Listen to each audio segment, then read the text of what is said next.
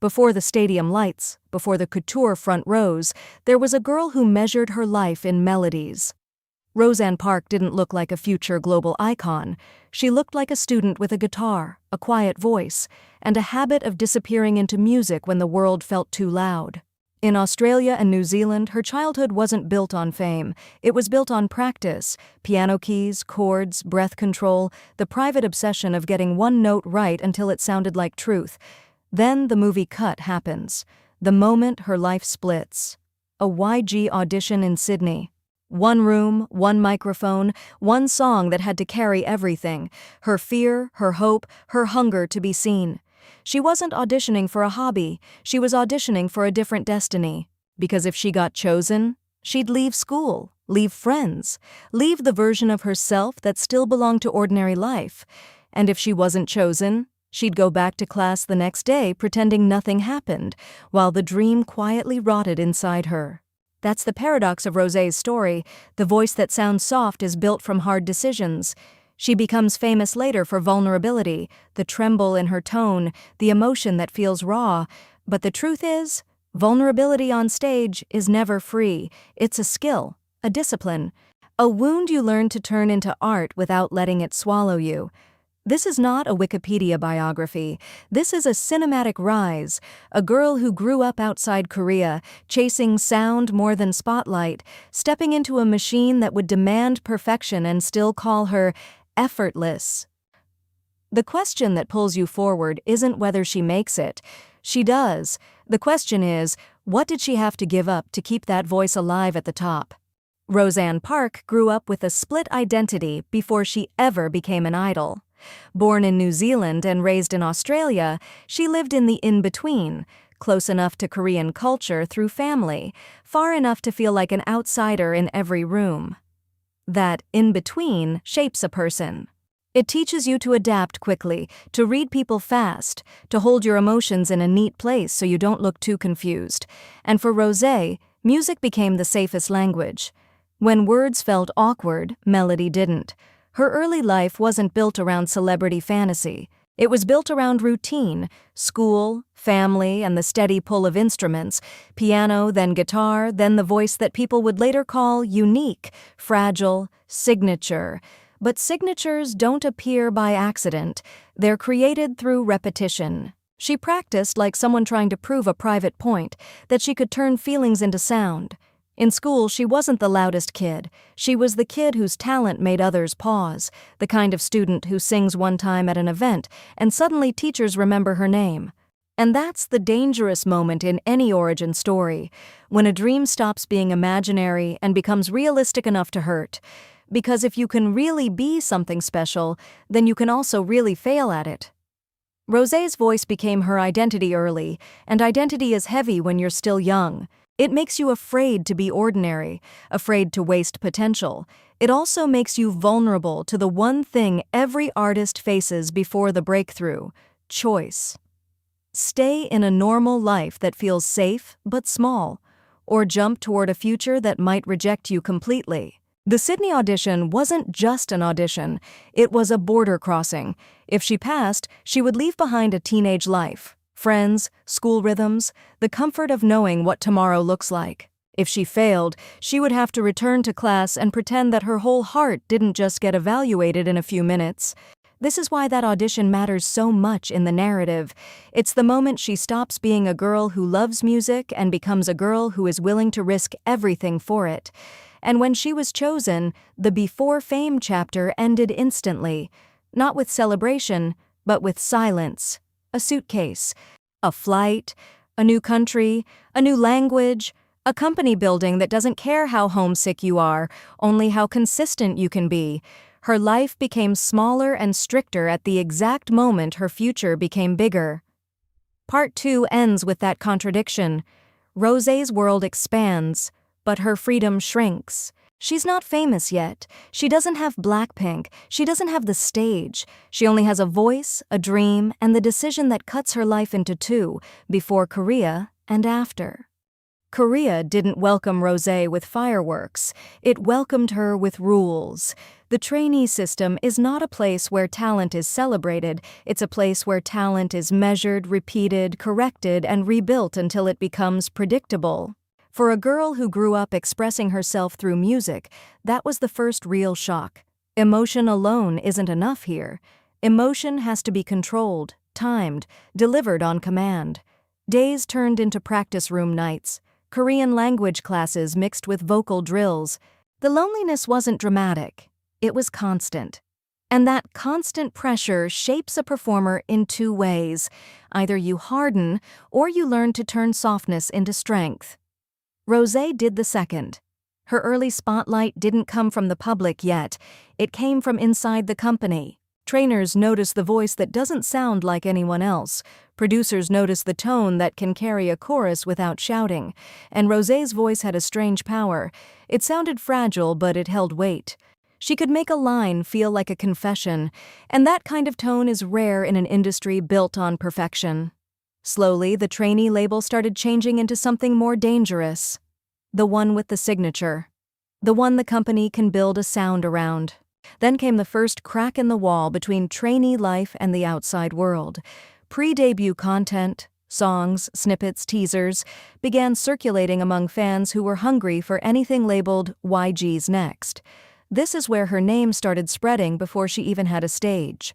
People didn't know her personality yet, but they recognized the voice. They replayed short clips like evidence. They argued about who she was. That's the weird cruelty of pre-debut fame. Strangers start forming opinions about you before you're allowed to introduce yourself. And when the official reveal finally approached, the pressure doubled. Because being teased as the next big thing is not the same as debuting. A teaser creates expectation. A debut must satisfy it. Rosé entered that final stretch carrying a quiet fear every trainee understands. What if the image they're building is bigger than the person I actually am? Yet the irony is that this fear also sharpened her. It pushed her deeper into craft. Cleaner vocal runs, steadier live tone, more control over emotion. By the time the world was ready to meet her, Rosé wasn't just a trainee with a pretty voice. She was a voice that felt like a brand. Part 3 ends right before the door opens. The last moment where she's still mostly invisible, still mostly unknown, but already being heard. And once the world hears you, you don't get to be small again. When BLACKPINK debuted, Rosé didn't need a long introduction. Her voice did it for her. In the earliest stages, the group's power came from contrast, 4 different energies locked into one identity, and Rosé became the emotional color inside that contrast. The moment she sang, the performance suddenly had a pulse, not louder, not bigger, deeper. Her tone cut through the noise with something that felt human, almost fragile, like a secret being told in public. As the group's fame accelerated, Rosé's signature voice turned into a global calling card. Clips of live moments spread because people could feel her. The way she held a note, the way she pushed breath through emotion, the way her voice sounded like it was breaking without actually breaking. Fans didn't just watch, they replayed. And replaying is how icons are built in the internet era, the same 10 seconds again and again, until it becomes legend. Then the stages got bigger. World tours transformed her from the girl with the beautiful tone into a performer who could command arenas. Coachella-level crowds, festival energy, cameras catching her from every angle. This was where she proved she wasn't only a studio voice. She could deliver live in chaos. She could hold her center while thousands screamed. That's the moment an idol becomes a true global artist, when the performance doesn't depend on perfect conditions, only on presence. But Rosé's breakthrough wasn't only music, it was identity. The offstage version of her, airport looks, candid photos, interviews in English, made her feel international in a way audiences everywhere could access. She wasn't just K-pop, she was a bridge. A Korean-Australian voice in a Korean group dominating global charts. That cross-cultural accessibility helped her fandom grow beyond borders and languages. And then came the solo era. When Rosé released her own music, the world finally heard what BLACKPINK couldn't fully show, her private tone, the sound of someone who doesn't need to shout to be powerful. Her solo work framed her not as a member, but as a storyteller, someone who could carry heartbreak, longing, and ambition on her own shoulders. For Rosé, the explosion wasn't about becoming louder, it was about becoming clearer. Part 4 ends here. Rosé at peak visibility, her voice recognized worldwide, her image everywhere, from stages to fashion events. And at that level, fame stops being admiration and starts becoming surveillance. Because the bigger you get, the more people watch, not just to love you, but to catch you slipping. At the level Rosé reached, drama doesn't need to come from her actions. Sometimes it comes from what other people do around her, then the internet turns it into a verdict anyway. In 2025, one of the most viral moments wasn't a performance mistake or a leaked scandal, it was a photo. A group image tied to Paris Fashion Week that sparked backlash when people noticed Rosé had been cropped out.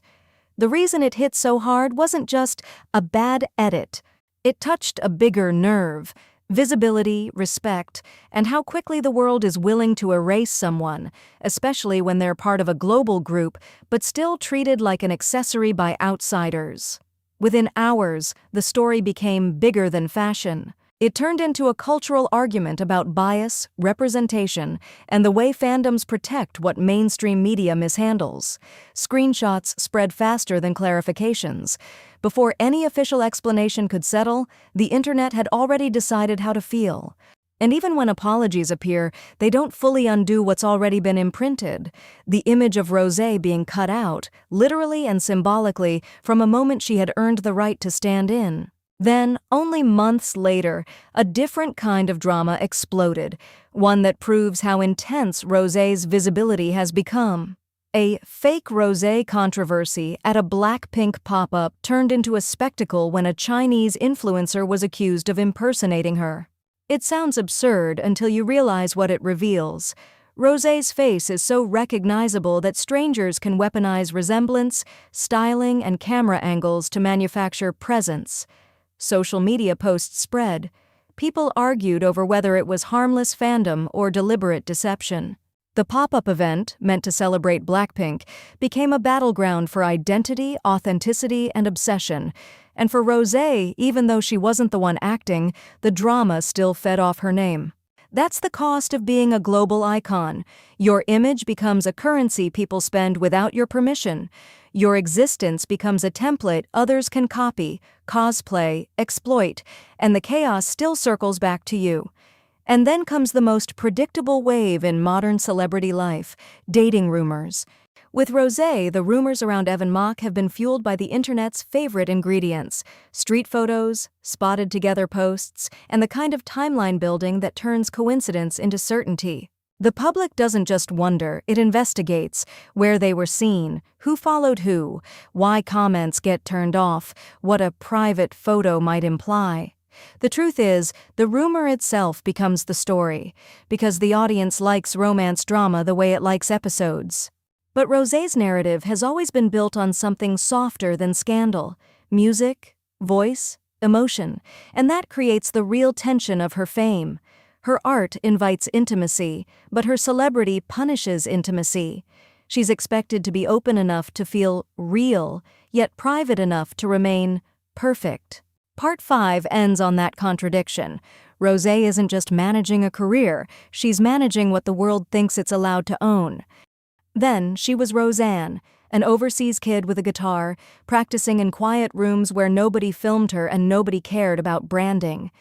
Music wasn't a career plan yet. It was protection, a place to hide, to breathe, to feel safe inside sound. Now she's Rosé, a global name, a stadium voice, a fashion front-row regular, watched so closely that even someone else's photo edit can become a headline, and even a rumor can become a timeline.